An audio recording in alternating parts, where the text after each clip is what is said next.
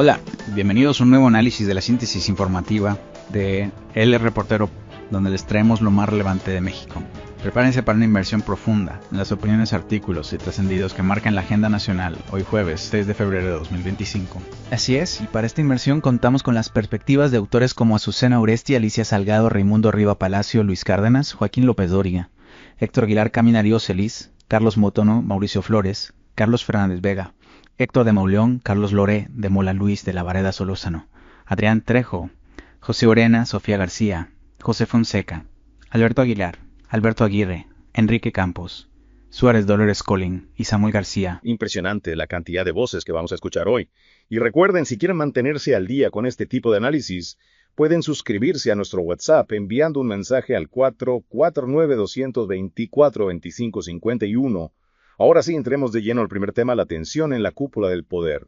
La decisión de la presidenta Sheinbaum de no invitar a la presidenta de la Suprema Corte, Norma Piña, a la ceremonia de la Constitución ha generado mucha polémica. Lo interesante aquí es cómo este gesto aparentemente simple ha desatado tantas interpretaciones. Ciro Gómez Leiva, por ejemplo, lo califica como una derrota catastrófica para Piña, argumentando que la deja en una posición de debilidad frente al Ejecutivo. ¿Y qué opina Roberto Vizcaíno al respecto?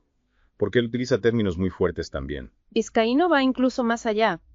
Él lo ve como una decisión de Estado que refleja la peor crisis constitucional de la historia de México. Su argumento es que al ignorar a la cabeza del Poder Judicial, Sheinbaum está rompiendo el equilibrio entre poderes y concentrando el poder en el Ejecutivo. De acuerdo con Vizcaíno, estamos ante un precedente peligroso para la democracia mexicana. Exactamente. Si bien la Constitución no obliga a la presidenta a invitar a Piña a la tradición democrática, sí lo sugiere, romper con esa tradición, según Vizcaíno, debilita las instituciones y podría abrir la puerta a un gobierno más autoritario. Un tema que sin duda invita a la reflexión. Y hablando de legados y consecuencias, pasemos al impacto del expresidente López Obrador, particularmente en Tabasco. Algunos autores apuntan a que la violencia en el Estado se ha recrudecido por un mal acuerdo político durante su sexenio. Sí, Raimundo Riva Palacio, por ejemplo, analiza cómo la disputa por el poder entre dos figuras cercanas a López Obrador, Javier May, actual gobernador de Tabasco, y Adán Augusto López Hernández, coordinador de Morena en el Senado, está generando un clima de inestabilidad y violencia en el Estado. Es decir, las decisiones tomadas durante el gobierno de López Obrador siguen teniendo repercusiones negativas en la actualidad. Riva Palacio argumenta que la ruptura de acuerdos y lealtades tras la salida de López Obrador del poder ha desatado una lucha por el control de Tabasco y que lamentablemente la población civil está pagando las consecuencias. Pasando a otro tema que genera tensiones, hablemos de la sombra de Trump y la vulnerabilidad de México. La negociación entre Sheinbaum y Trump para evitar aranceles a las exportaciones mexicanas ha causado mucha controversia. Darío Celis, por ejemplo, advierte que México cedió demasiado en esa negociación. ¿A qué tipo de concesiones se refiere Celis? Celis menciona el envío de 10,000 efectivos a la frontera para controlar la migración y la aceptación de la deportación de connacionales. Considera que estas medidas afectan la soberanía de México y lo ponen en una posición de dependencia frente a Estados Unidos. Es decir, México está sacrificando su autonomía para evitar un conflicto comercial con Estados Unidos. Esa es la crítica que hace Celis. Él argumenta que si bien se evitó una crisis económica a corto plazo, se sentó un precedente peligroso al ceder ante las presiones de Trump. Ahora la pregunta es, ¿qué podemos esperar de Trump en futuras negociaciones? Y aún más importante, ¿qué estrategias puede implementar México para defender sus intereses sin sacrificar su soberanía? Son preguntas difíciles de responder, pero es crucial que las tengamos presentes al analizar la relación bilateral entre México y Estados Unidos. Cambiando un poco de enfoque, la presidenta Sheinbaum ha presentado dos nuevas iniciativas de reforma constitucional. Una para eliminar la reelección en todos los cargos y otra para impedir el nepotismo. Estas iniciativas, si bien suenan atractivas, en principio han sido recibidas con escepticismo por algunos analistas. ¿A qué se debe ese escepticismo? Algunos autores argumentan que estas reformas no abordan el problema de fondo y que podrían ser utilizadas por el partido en el poder para consolidar su control. Es decir, podrían ser reformas cosméticas que en realidad benefician a Morena. Esa es la duda que plantean algunos analistas. Argumentan que si bien la reelección y el nepotismo son prácticas que deben ser erradicadas, estas reformas no son suficientes para garantizar una verdadera transformación del sistema político mexicano. Un tema complejo sin duda. Y para cerrar esta primera parte de nuestro análisis, hablemos de un personaje que está tomando cada vez más relevancia, el Chapo Isidro. Héctor de Mauleón analiza el ascenso de Fausto Isidro Mesa Flores, alias el Chapo Isidro, como uno de los narcotraficantes más poderosos de Sinaloa tras la caída del cártel de Sinaloa. De Mauleón lo ve como una nueva amenaza para la seguridad del país. De Mauleón describe a El Chapo Isidro como una figura sumamente peligrosa con un gran poderío económico y militar. Su ascenso, argumenta, de Mauleón es una muestra de la incapacidad del gobierno para controlar el narcotráfico en Sinaloa. Y a esto se suma la creciente presencia de Estados Unidos en la lucha contra el narcotráfico en México. Sí, de Mauleón también expresa su preocupación por la injerencia de Estados Unidos en asuntos de seguridad nacional. Considera que la presencia de agentes estadounidenses en territorio mexicano podría poner en riesgo la soberanía del país. Un tema que sin duda merece un análisis más profundo. Pero por ahora dejemos esta conversación aquí y continuaremos explorando estos temas en la segunda parte de nuestro análisis. Retomando la figura del Chapo Isidro, creo que es importante destacar la preocupación de algunos autores por la creciente presencia de Estados Unidos en la lucha contra el narcotráfico. Sí mencionábamos a de Mauleón y su inquietud por la soberanía. Hay otros autores que compartan esa visión. Joaquín López Dóriga, por ejemplo, informa sobre la presencia de un avión espía estadounidense sobrevolando Sinaloa y Sonora. Además menciona 3 buques de la Armada estadounidense fondeados frente a Baja California. ¿Y qué interpretación le da López Dóriga a estos movimientos? Simple casualidad. López Dóriga cree que no son casuales, sino que están relacionados con la designación de los cárteles mexicanos como organizaciones terroristas por parte de Trump. Lo ve como una escalada en la intervención estadounidense en México. Si lo conectamos con lo que decíamos sobre la vulnerabilidad de México ante las presiones de Trump, parece que se está configurando un escenario preocupante. Exacto. Por un lado, México cede en temas migratorios y de seguridad fronteriza, y por otro, Estados Unidos intensifica su presencia militar en la región. Es una situación que exige mucha atención por parte del gobierno mexicano. Definitivamente. Hablando de temas que requieren atención, pasemos a la cobranza delegada. Alicia Salgado la describe como una nueva forma de tienda de raya. Para quienes no estén familiarizados con el término las tiendas de raya, eran establecimientos donde los trabajadores, generalmente en condiciones de pobreza, se veían obligados a comprar a crédito con intereses abusivos, quedando endeudados con sus patrones. Ya veo. ¿Y cómo se relaciona esto con la cobranza delegada? La reforma a la Ley Federal del Trabajo permitiría a las sociedades financieras de objeto múltiple, las SOFOMES, cobrar créditos directamente de la nómina de los trabajadores. Entiendo. Entonces, la preocupación es que los trabajadores queden atrapados en un ciclo de deuda, con las SOFOMES similar a lo que ocurría con las tiendas de raya. Exactamente. Salgado, junto con autores como José Yuste, advierten que esta reforma podría tener consecuencias negativas para la economía de los trabajadores, dejándolos a merced de los altos intereses de las SOFOMES. Un tema que sin duda impacta directamente en la vida de millones de mexicanos. Y hablando de impacto económico, no podemos ignorar la crisis que se vive en Ciudad del Carmen, Campeche. Enrique Campos Suárez pinta un panorama desolador: negocios cerrados, despidos masivos, migración forzada. Todo esto debido a que Pemex, la empresa petrolera estatal, ha dejado de pagar a sus proveedores. ¿Y qué dice Campos Suárez sobre la responsabilidad del gobierno en esta crisis? Campos Suárez critica la falta de acción del gobierno para resolver la situación. Señala que la crisis de Pemex no solo afecta a los trabajadores de la empresa, sino a toda la economía de la región. Es decir, estamos hablando de un problema económico con un gran impacto social. ¿Y qué propone Campos Suárez para solucionarlo? Campos Suárez urge al gobierno a tomar medidas para reactivar la economía de Ciudad del Carmen, ya sea a través de inversión pública o de programas de apoyo a las empresas afectadas.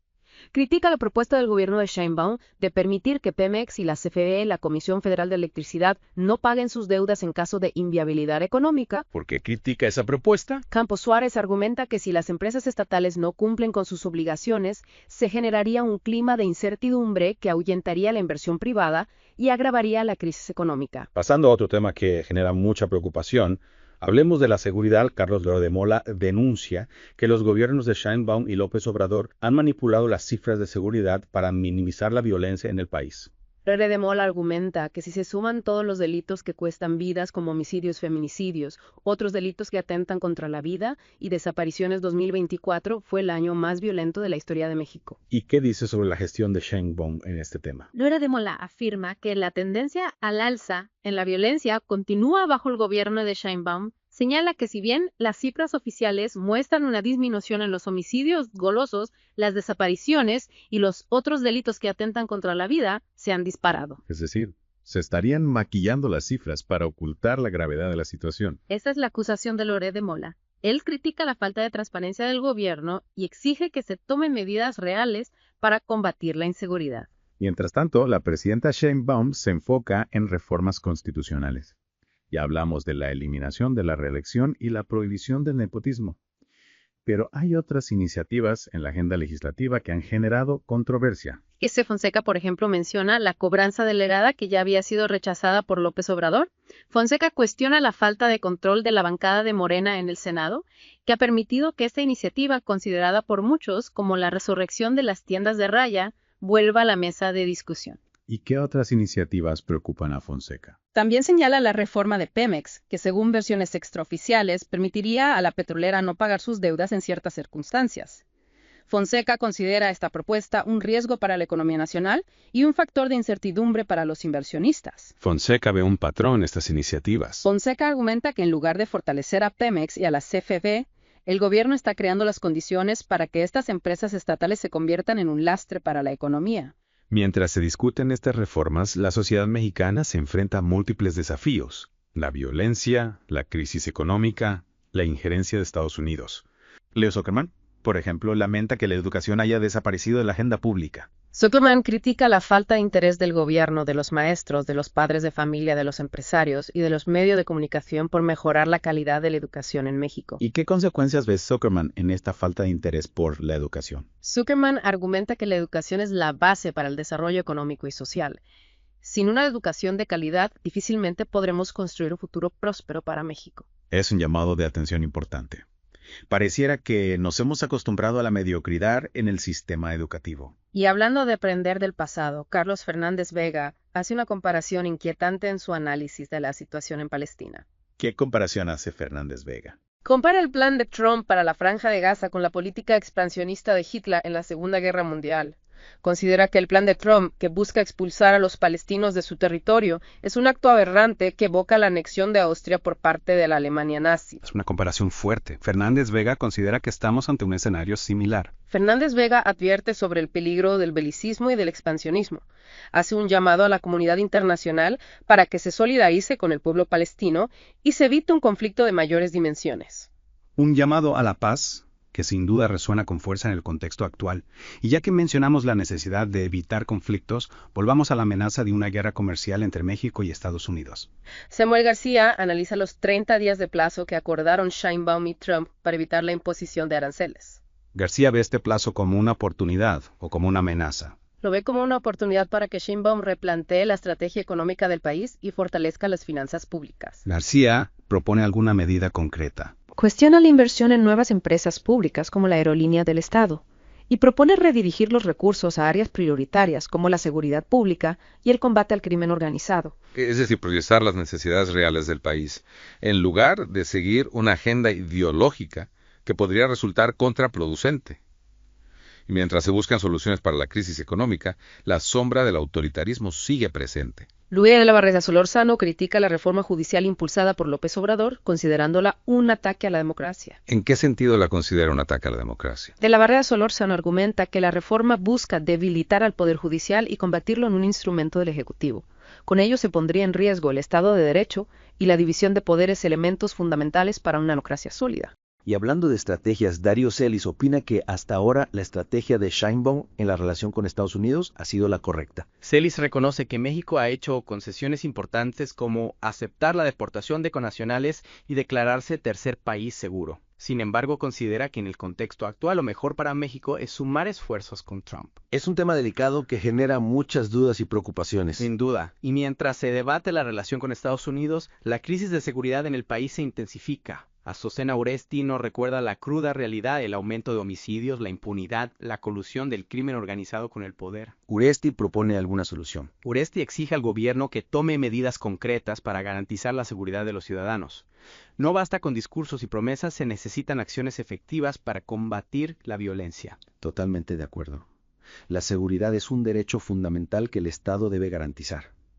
Y ante este panorama tan complejo, con tantas crisis simultáneas, ¿qué mensaje final les dejaríamos a nuestros oyentes? Les recordaría las palabras de José Fonseca. Con el tiempo quizá reconozcamos lo paradójico de las reacciones desde los extremos del espectro político. Es decir, evitar las posturas extremistas y buscar un punto medio donde podamos dialogar y construir soluciones conjuntas. La polarización solo nos lleva a la división y al conflicto.